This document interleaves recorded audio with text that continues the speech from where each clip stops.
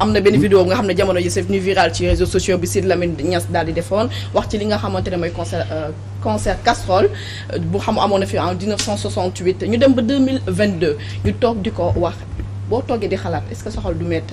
ce sera l'occasion aussi nga ñëw ci historique lan mooy concert casserole. mooy xam nga dañu toog démb am ay ci réseaux sociaux yi ma gis ay commentaires ñu naan ay concert casserole amoon na ay Venezuela ay Chili ak yooyu mooy souvent lu ñuy dal rek quand il s'agit de quelque chose boo xamante ni jàpp nañ ne baax na ñu ngi wëri origine bi extérieur alors que fii am na fi parce que lu Macky Sall bëgg a génne si boppu sénégalais yi mooy que dëkk bii nii ay bañkat ñoo fi yàgg nekk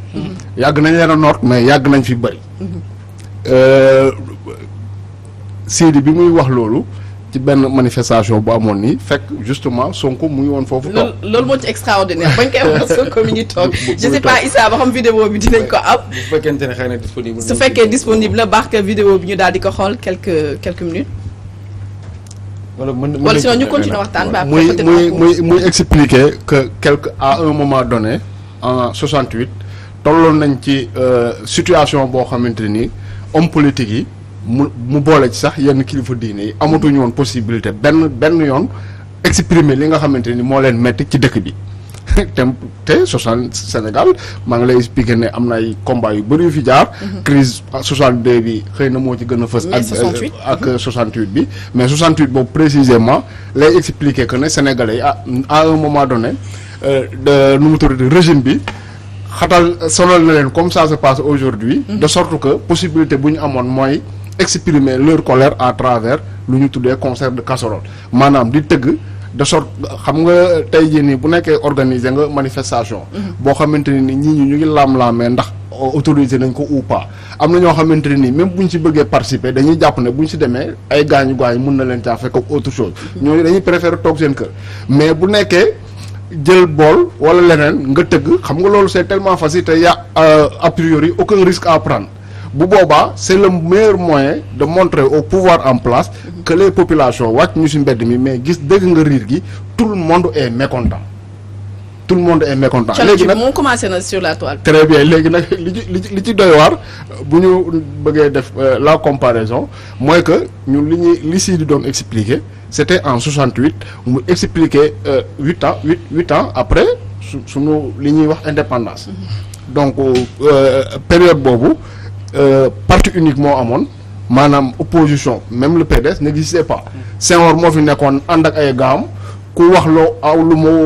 mu d'accordul mu faagaagal la tegee la nele opposition bi nga xamante nii amoon na fi bu xawoon a dëgër ma nga woon Kédougou muy opposant bi muy Mamadou Dia donc nootoon na Sénégalais de sorte que amuñu woon aucune possibilité pour exprimer leur colère léegi bu ñu nee loolu 8 ans après notre indépendance tey ñu toog au 21e siècle 54 ans en 2022 ñu ne les Sénégalais sont retournés dans les mêmes conditions de 68 maanaam amuñu possibilité wax li leen metti ñenn ñi nga xamante ni doon nañ dëgërlu fit ne dañ koy wax aujourd'hui ña nga ndungu siin lan moo xew entre temps te alors que y a 10 ans ci ginnaaw ak loo mënti reprocher Ablaye Wade nit ñi amoon ñu liberté de ton mais mooy li ñuy wax boobu ba léegi rek parce que le président Macky Sall fi mu ne nii ñëpp a ngi koy gis mu yor peelam di gas te ñun xam nañ ne démocratie la fay yóbbu li nga xamante ni moo gën a banal mooy élection jot ñi nga xamante ni jàpp nañu ne mais loolu Abdou Diouf moo ko daan wax depuis je ne sais quand jàkka jaa ngi noonu ku mën noddal nga nodd loolu c'était pour dire que ne sénégalais ñoom ñoo ñuy atte ku bëgg a nekk candidat ñëwal nekk candidat mais comment nga mën a comprendre Gambie sax Yaya Jammeh pour ñuy toog di naan ay Adama Barrow moo ko gagné wu ko mais bàyyi na Adama Barrow mu dem nekk candidat mais comment nga mën a expliquer parce que loolu c'est pour man c'est le degré zéro de la démocratie nit bëgg a participer à des élections un citoyen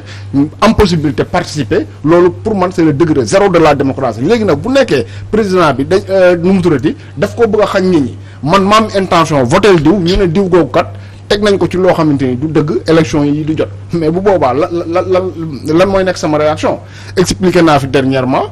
que élection législative yi ñuy xeet mais moo tax 10 ans Algérie nekk ci guerre civile. Oui. D'accord. Pamata conseil casserole. waaw mais xam nga li Mame Birame wax moo am solo c'est-à-dire concert casserole dafa nekk forme de protestation. tey bu ma demee bay dégg waa Benno Bokk Yaakaar naan ñoom aussi dañuy bëgg def même chose. c'est-à-dire dañuy Karim foofu la def na benn tweet de nee na ñoom dañu def vuvuzela. waaw mais xam nga en fait loolooy problème bi c'est-à-dire ñoom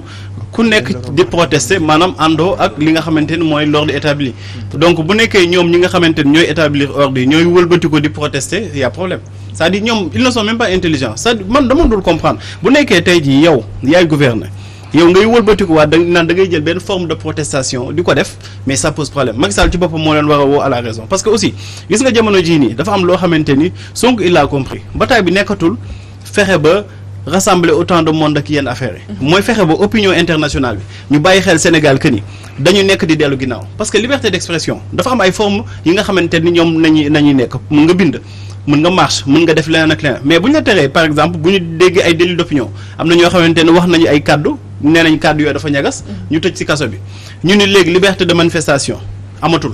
benn leen dase mooy forme d'expression bi nga xamante ni moo gën a nekk loo xamante ne lu archaïque la mooy jël leen ay tama ngeen di tëgg jël leen ay bool ngeen di dóor mais sur le plan international ñoom dañuy ni Sénégal day reculer parce que loolu si Moyen Âge lañ ko mën a concevoir mais mënatuñu tey jii si démocratie moderne ñu lay naan opposition bi de amatuñ fu ñu waxee parce que bu ñu waxee Serigne Bara Dolly Cheikh Abdou Bara Dolly mi ngi ci kaso bi parce que dafa wax bu ñu marché Déthié Fall dafa marché mënatuñu wax mënatuñu marché léegi ñu ngi tëgg image boobu en fait la nekk di joxe sur le plan international donc opposition bi li ñuy def xam nañ ko ñoom Benno Bokk Yaakaar aussi ñoom ñoo lucidul te ñoom ñoo xamul lu ñuy def parce que aussi mënoo ni dëkk bi da ngay nekk di def lu la neex te du am benn conséquence gis nga jamono jii nii fexe ba am bataille de l'opinion yaa ngi koy wax sànq gis nga Macky Sall il sait très bien que ni France da ko lâché moo tax ba mu demee ci français yi di bander les muscles di naan wéy lu fi amoon doot fi amaat parce que il fallait que mu joxe ay garantie parce que gis na ni jamono jii nii ñi nga xamante ni waa Pastef lañu bu ñu demee ba commencé di fréquenter plateau yi nga xamante ni occidentaux yi ñoo ko moom. moo problème la mais yow léegi événement bu am ñu woo leen demander seen avis parce que ñoom aussi France seen ay intérêt nañuy xool. bu ñu demee ba gis ni yow jamono jii kat yow yaa ngi nekk sud libre yow sa li nga xamante ni moom mooy lu mu tudd sa légitimité populaire amatoo ko. mais ñoom dañuy xool ci keneen ki nga xamante ni mooy ñëw nan nañuy jéem a fexe ba marqué fa ay mbir ba mën a ëllëg bu ñëwee même bu nekkee sax dañuy wàññi si pourcentage yu ñu doon am mais fexe ba sàmm seen i parce que ñoom seen intérêt nañuy sàmm Macky Sall il a compris moo tax ministre mi dem nañu France wax moom aussi mu dem foofu wax ak benn ton boo xamante ni benn ton bu menaçant la mais terewul seetal manifestation yi presse sénégalaise lu leen neex lañu fi titre mais boo xoolee li nga xamante ni mooy manifestation non même avant bii sax bu 8 juin bi grande mobilisation contre le pouvoir presque France 24 TV5 ñoom ñëpp loolu lañu titré grande mobilisation contre le pouvoir des milliers de Sénégal dans la rue ak grande mobilisation contre le pouvoir wuuteeg li nga xamante ne dañu ko doon jéem gëmloo fii ci Sénégal naan y avait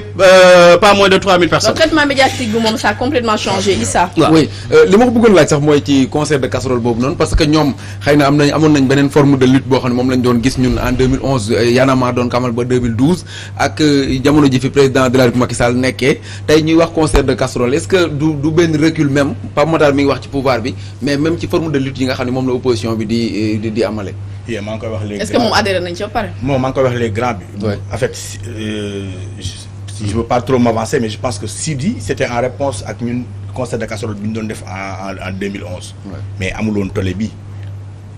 Sonko l'a vulgarisé. kon def ngeen ko yéen. oui en 2011. mais amuloon tollé bii mu am aujourd'hui donc je pense que Sidi c'était en réponse à cela la ko doon wax ne amoon na fi 68 du lu bees amaat na fi du lu bees donc loolu la doon tontu je pense. maintenant ndax adhéré naa ci oui c'est une forme de lutte qui n'est pas discriminatoire parce que liir buy soog a judd li muy njëkk a mën mooy tàccu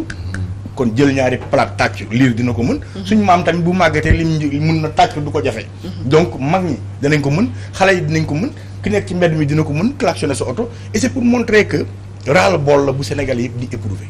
c'est un ras-le-bol et c'est important maintenant qu'est-ce que cela traduit Pape Matar wax na la ko léegi li ñuy traduire mooy dañoo delluwaat ci l'âge de la pierre polie mooy bu njëkk ba gars yi dans la clandestinité lañ doon nekk di xeex ñenn ñi ay art lañ doon jéem a def wala théâtre di ci jéem a bërëxal tout le monde sait que boo man temps yi laa toogaat di seetaan ay jamono yi tey ak ay daaray Kocc j'ai compris que tous leurs messages étaient derrière il y avait des messages politiques qu'ils lançaient mais à l'époque mënuñu ko woon donc art dafa yàgg a servir def loolu noonu mais aujourd'hui ñu dara delluwaat ci def concert de casserole et bien c'est une régression démocratique bu grave le Sénégal est la risée de tous les pays africains ñun ñooy gàcce la tey booy jaar ci Afrique da ngay yolos ah bon non mënatoo dox di xoggaliku c'est pas possible mais même le Mali qui est sous embargo Macky Sall teg leen embargo le Sénégal nekk le pays bi ëpp lim ci perte économiquement Macky Sall teg leen ko Mali moo ñu gën a yombale vie seen vie moo gën a yomb suñu bos ñun suñu vie di gën a jafe Macky n'a réglé aucun problème te mooy président bi nga xam ne moom rek moo jógee ci ndóol